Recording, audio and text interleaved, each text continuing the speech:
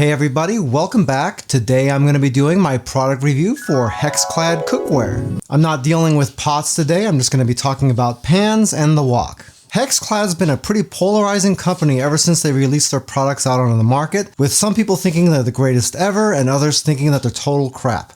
In this review, we're going to try to get down to the bottom of the controversy. So you ready? Let's get into this. Just a quick note, my reviews are based upon the things that I think are important. That might be a little bit different for you, so what I recommend doing is after watching my video, you watch a couple of other videos made by different content creators. That way you get a wider range of likes and dislikes and testing criteria. That in turn should help you make a more informed buying decision, and that is the most important thing of all. Right here I have all the pans laid out that I purchased. As far as the fry pans go, I've got an 8, a 10, and a 12 inch, and with those I've got lids. This pan right here is a 12 inch wok. This was a good opportunity for me because right now I don't have a decent wok, so I figured why not just roll the dice and try something new. The cool thing about the 12 inch wok and the 12 inch pan is that the lids are the exact same size, so if you have a 12 inch lid, it'll fit on any of their 12 inch pans. I'm assuming that that works the same way with their pots, but if you have HexClad pots and the lids aren't universal like that, let me know down in the comments. I'd really like to know about that. For the review, we're not going to go through every single one of these. We'll pick one of the fry pans and the wok just because these are all exactly the same except for the size. We'll take a look at the lid first. The handle on here is polished stainless steel. It's riveted on from the inside, and I didn't have any problem with any of the handles on any of the lids being loose or anything like that. The rim around the edges of the lid is also polished stainless. This is all one piece with one spot where it's joined right there, if you can see it. On one of the lids there was a little dent right in here where it got joined together, so it wasn't quite as nice as this one, but definitely on all of them you can see where they joined together. I guess that's not really that big a deal, but it's probably something that needs to be mentioned. The glass on all these lids is tempered glass, and they all include a little vent hole on them as well. That's appreciated because a lot of times these lids don't have those. And here's what it looks like when it's not covered with all my fingerprints. As far as the lids go, other than the one little ding that I had on the one lid, they all are exactly the same, and they all fit on the pans nice and snug. Once it's on there, it'll move around a tiny little bit, but not enough to be a concern. The pans actually have a lot of cool features, and there's a lot more technology involved in this than probably most non-stick pans you've had in the past. Again, we got polished stainless steel for the handle. That's riveted on from the inside. And again, I didn't have any problem with wobbles on any of the pans on these either. You got a cutout on top here in case you like to hang your pans, and I found that this cutout is really nicely sized. I didn't have any problem hanging this on the 2 or 3 different racks that I have. That's a big plus because my Ninja Everclads have much smaller holes here and they tend to kind of bind a little bit when you try to put it on a hook. If you look at the overall shape of the pan, you can see that these really do come up to kind of a vertical bend here. And if you look at the shape of the lip, it is rounded over on the edge to make it easier to pour out of these things. The fact that they come up vertical is really nice because it makes it a lot easier to flip the contents in the pan instead of one that kind of comes off at an angle on the edges like most stainless steel pans do. As far as the basic construction of this pan goes, it's made in 3 basic layers. The middle layer that's sealed on the inside is made of aluminum, and the reason for that is to help with heat disbursement. The inner layer and the outer layer are made from stainless steel. HexClad doesn't tell you what type of stainless steel, but I'm going to make the assumption that you've got 1810 on one and 18-0 on the other. Basically, if you want to know what the difference between 1810 and 18-0 is you just have to figure out what the 2 numbers are. The first number, the 18, is chromium content. So that would mean that the top and the bottom layer have 18% chromium. The second number refers to nickel. So 18-0 would be 18% chromium, 0% nickel, and the 1810 would be 18% chromium and 10% nickel. The 18-0 layer would be magnetic because the nickel content is what keeps it from being magnetic. Capiche? Now you'll notice on this pan that the non-stick coating looks really interesting. It's got all these little tiny hexagon patterns on it and all these little dots. That is actually what makes HexClad different. The pattern down in the base of the pan is just comprised of tiny little dots, and if you look at the sides of the pan here, you can see that the hexagon shapes become solid. Those little lighter portions are actually raised up a tiny bit and they're made of stainless steel. The dark gray area all around here is actually the non-stick coating. Looking on the internet, if you Google search it, everybody's going to tell you that that is Teflon. What? But according to HexClad and what it says on their website, that non-stick coating is a ceramic base.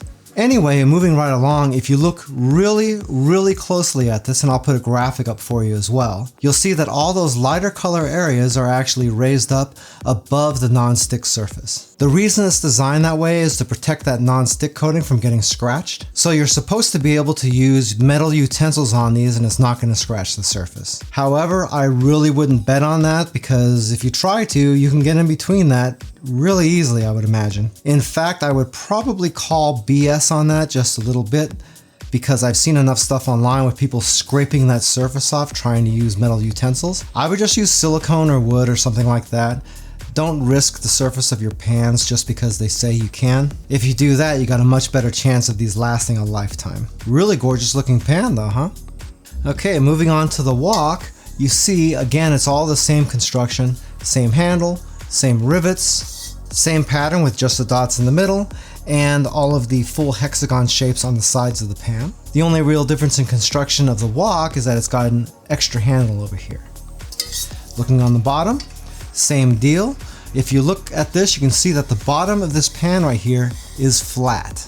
Let's see if I can get you a better look at that. Yeah, you can probably see it right there.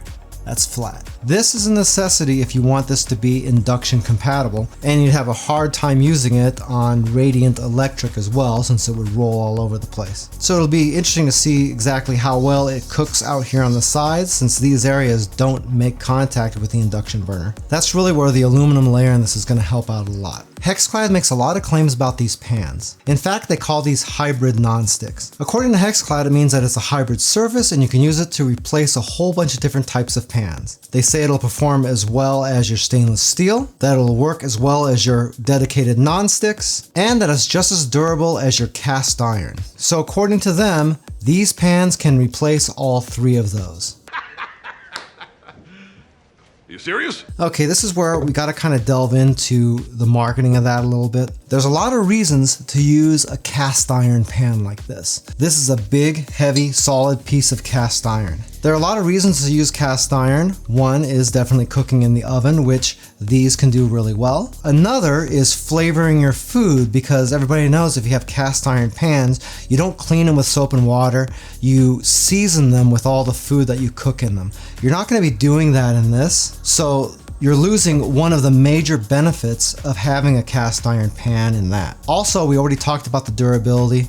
I will take metal utensils and scrape all day on this thing if I have to, even though that would probably mess up your seasoning layer a little bit.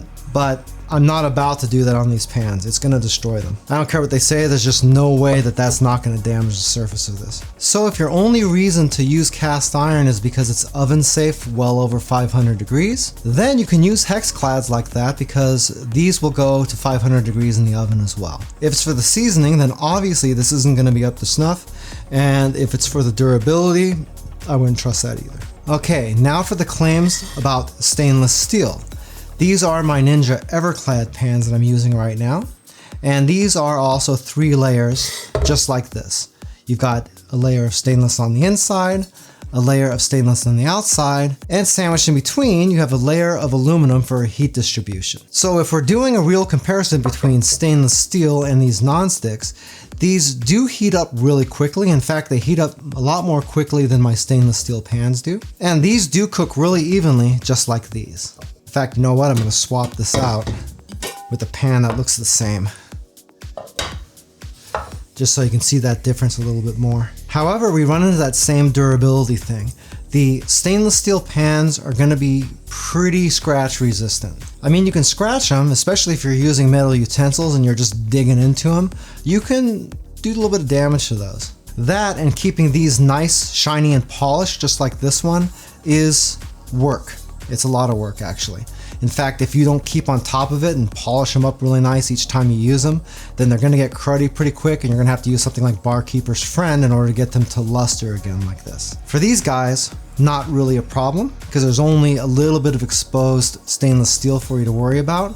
But for the most part, this non-stick surface is very, very, very easy to clean. So as far as replacing stainless steel pans in general, these might kind of be able to do that. One thing though is it depends on your stainless steel.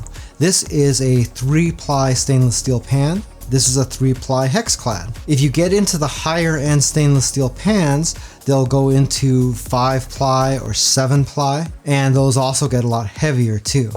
The 5 and the 7-ply stainless steel are going to have unbelievable heat retention on them. You're not going to get that kind of performance out of these because there's just not enough material in there to maintain that heat all by itself. So a stainless steel pan with a lot of layers that's nice and heavy is probably going to allow you to cook at much lower temperatures too. Okay, moving on to the non-stick. Remember, HexClad even calls these hybrid non-sticks. That hybrid could mean that they're hybrid because it can do a whole bunch of different things, or it could mean that it's a hybrid non-stick surface because it's not really 100% non-stick. This is the main thing that people get caught up on, because all of these little raised areas of stainless are not non-stick. The non-stick surface is sunk down below them. So stuff will stick to these pans, especially if you're not using any kind of oils or anything. In fact, when I did the unboxing for these, I did an egg test, one with oil and one without. And the ones without did stick pretty significantly to the surface of this. So that's something that you have to remember. One note though, almost every non-stick pan manufacturer is going to recommend that you use a little bit of oil when you cook with them and not just to use it on the plain surface. But most of those end up doing really well anyway.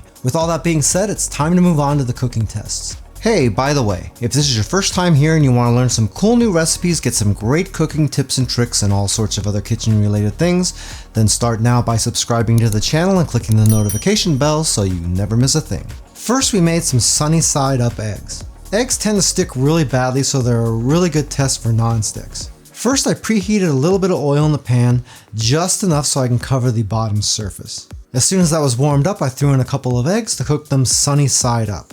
I did that over pretty high heat to see if I can get them to stick, because typically higher heat has a little more tendency for that to happen. And most of the way done, I threw on the lid just to cook the tops. When the eggs were done, you can see how easily they slide around in the pan. In fact, it was really almost no effort to get them to slide right out. And once I've put those on the plate, if you look closely at the pan here, you can see that there's no remnants of anything left on these pans at all. Since that went so well, I decided to do another egg test, except this time I didn't add any oil to the pan. I just used a paper napkin, wiped out all the remnants of oil that was already in there, and threw the eggs right onto the surface. Granted, there's still going to be a little bit of an oily residue in there, but it's going to be a heck of a lot less oil than there was for the first round. I cooked the eggs the exact same way, except I reduced the heat a little bit this time. And when that was done, you can see that there was a tiny bit of sticking on the corner, but really almost nothing. And once I released that, the whole rest of the eggs just slid right off onto the plate as well. Once again, you can see the surface of the pan, and there's really nothing sticking to that thing at all. Next, I moved on to breakfast sausages. Since I've got those eggs sitting there, I might as well have some sausages to go with them, right? So I preheated the pan with just a tiny bit of oil, and once it was warmed up, I threw all of the sausages on there. I didn't use especially high heat on this, I just kind of kept it right around a medium. And throughout the cooking, I flipped the pan several times. You can see right here what I'm talking about with those curved edges of the pans.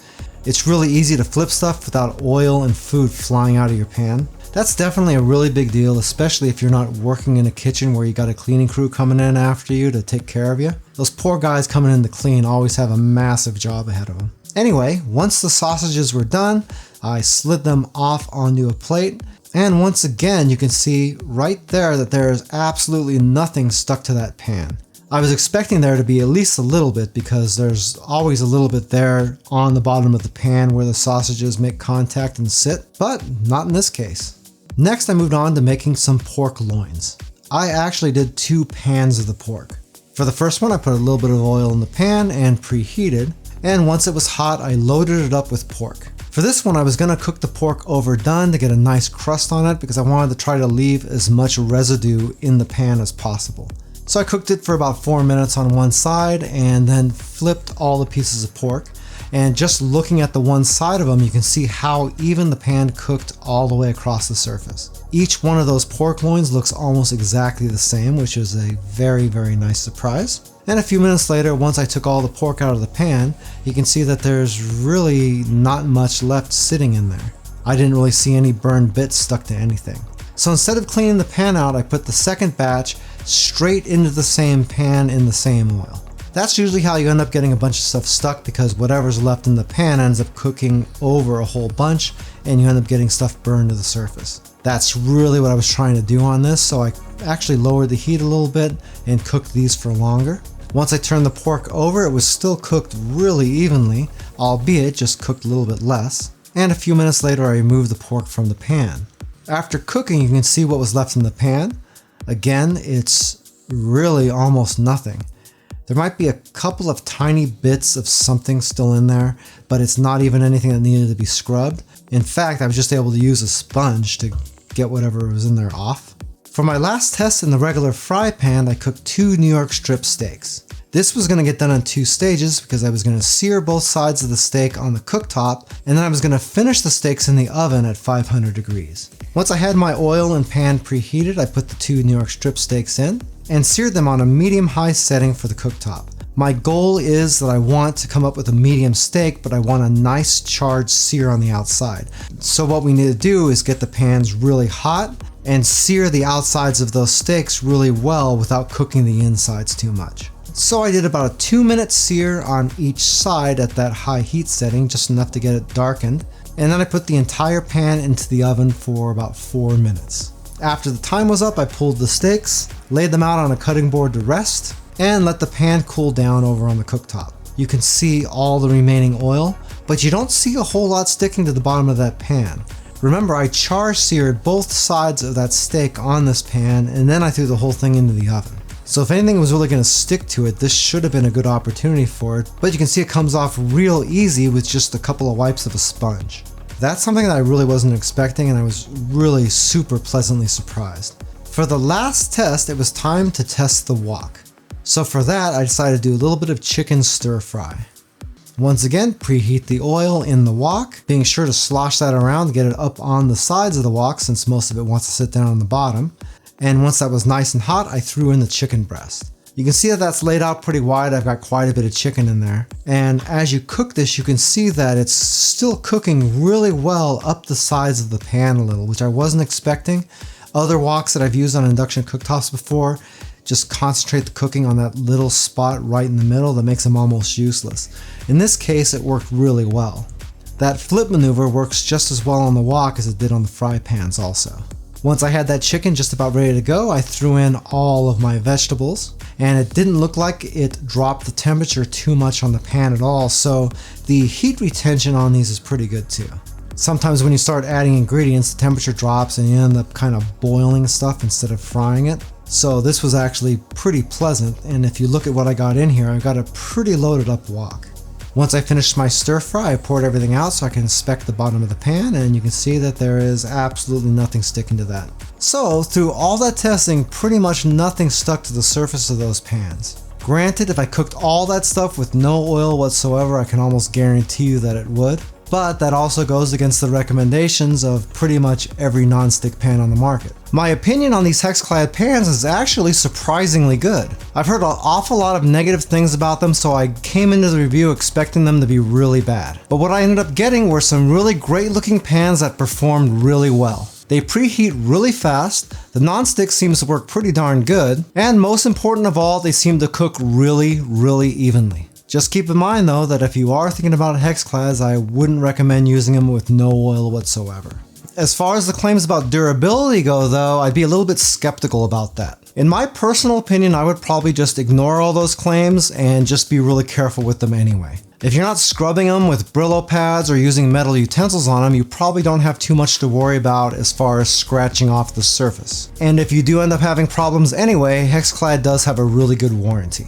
If you'd like a little bit more information about HexClad pans, I do have an Amazon affiliate link to them down in the description of the video. If you buy anything through those links, I do make a small commission, but it doesn't change the price that you pay, 1 cent. Hey, Joe's Phenomenal now has channel memberships. For most people, you can see a join button down below the video window that you can click and see what type of perks I'm offering. If you're using an iOS device, you might not be able to see it, and if that's the case, I do have a link down in the description of the video as well. If you like this video, I bet you might like my review video right here for the Ninja HexClad stainless steel pans. If you're in the market for stainless steel, Ninja actually makes some pretty darn good pans and they won't break the bank. Well, that's it for now. I hope to see you back again here really soon, and until that time, I'm Joe, and I hope you have a phenomenal day. Take it easy.